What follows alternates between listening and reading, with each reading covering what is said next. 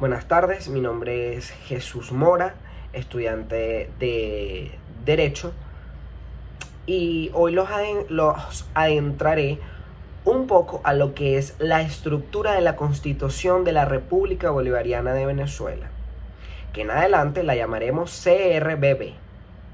Es un documento vigente que contiene la ley fundamental del país, dentro de cuyo marco deben ceñirse todos los actos legales, y en ella se generan las instituciones, derechos y deberes fundamentales.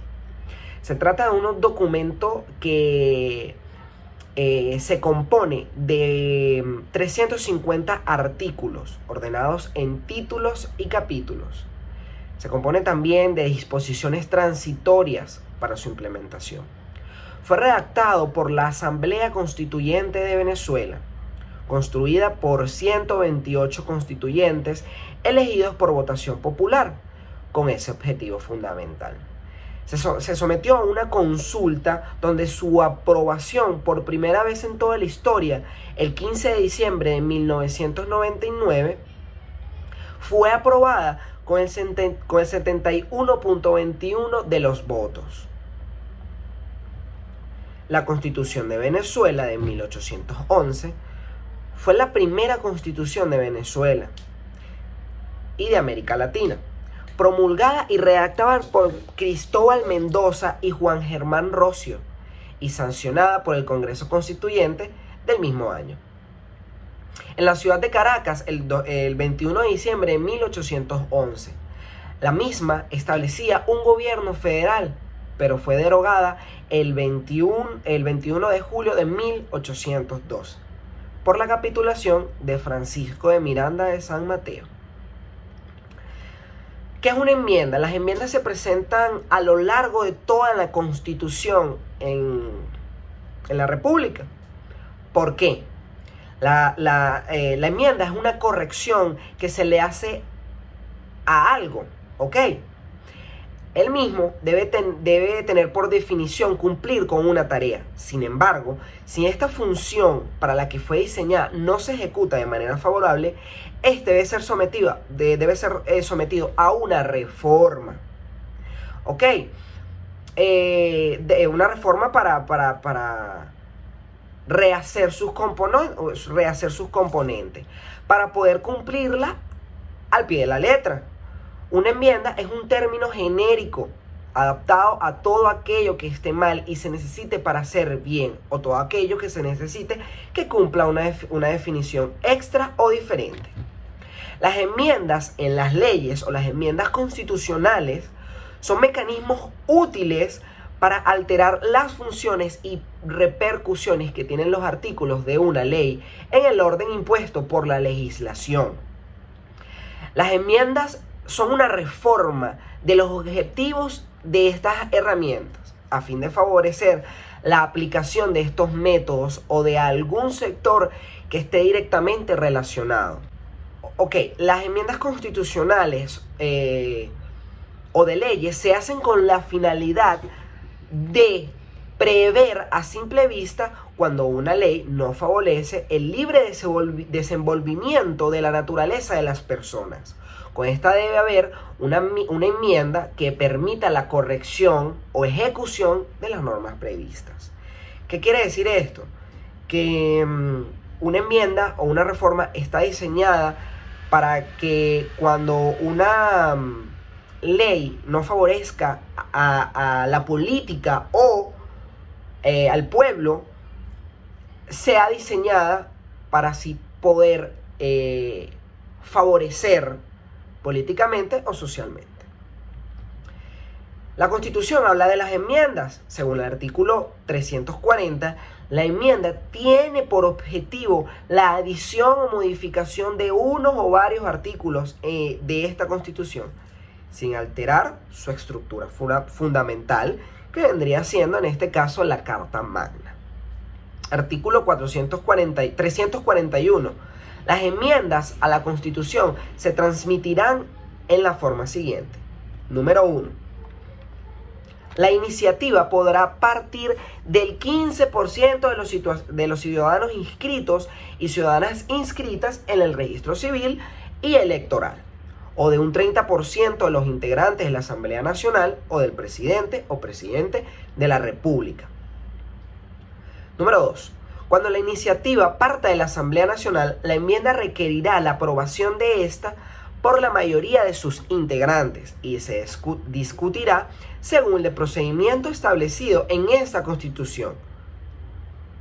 Número 3. El Poder Electoral someterá a referendo las enmiendas a los 30 días siguientes a su recepción formal.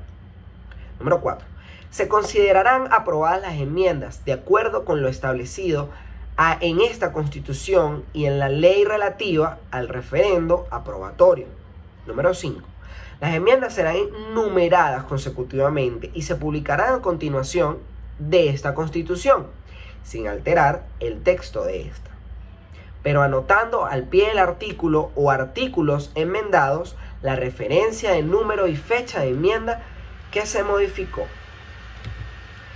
La primera Constitución de Venezuela, como bien lo dije anteriormente, fue en 1811, de nombre oficial Constitución Federal para los Estados de Venezuela.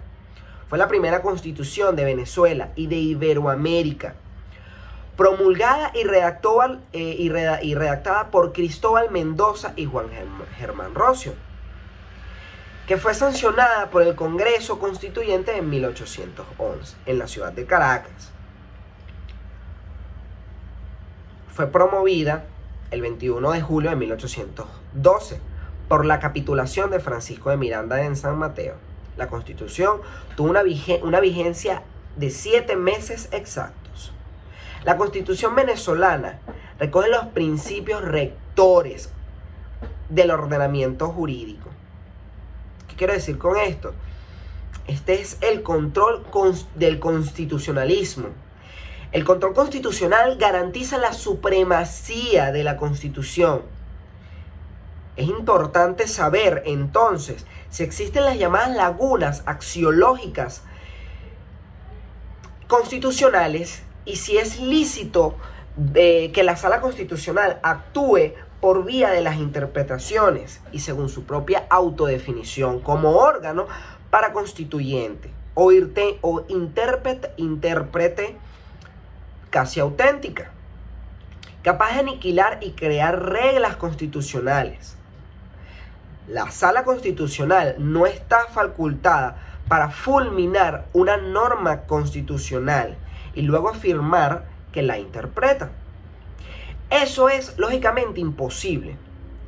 Apoyar esta postura en la existencia de lagunas axiológicas rompe con el ideal de plenitud constitucional y antidemocrático. ¿Ok? Una vez dicho esto, llegamos al punto de qué es un estado de excepción. Es la aplicación de un dispositivo que se encuentra estipulado en la Constitución de un país. Es algo así como un comodín, el cual puede ser utilizado por el jefe de Estado que exista en esta situación dicha. ¿Ok? Puede ser de desorden o de conflictos que perturben el buen orden interno en esa nación, con el objetivo de poder hacerle frente de manera adecuada.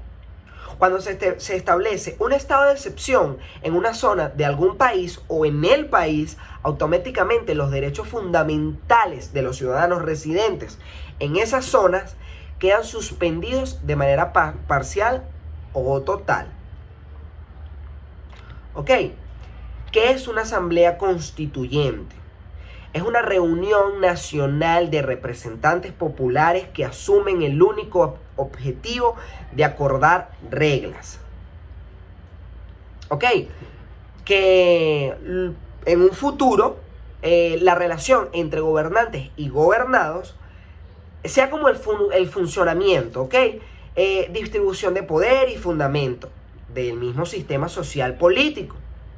Una asamblea constituyente es un organismo de representantes colegiados elegidos por el pueblo, que tiene como función redactar la nueva constitución, dotado para ello de plenos poderes o poder constituyente al que se deben someter por las instituciones públicas.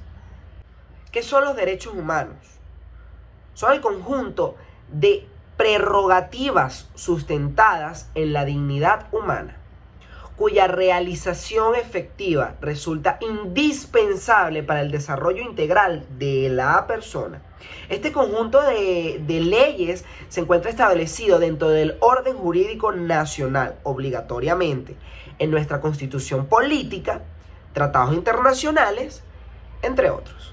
Los derechos humanos son derechos inherentes a todos los seres humanos, sin distinción alguna de nacionalidad, lugar de residencia, lugar de origen, sexo, nacionalidad, color, religión, lengua o cualquier otra condición de la persona.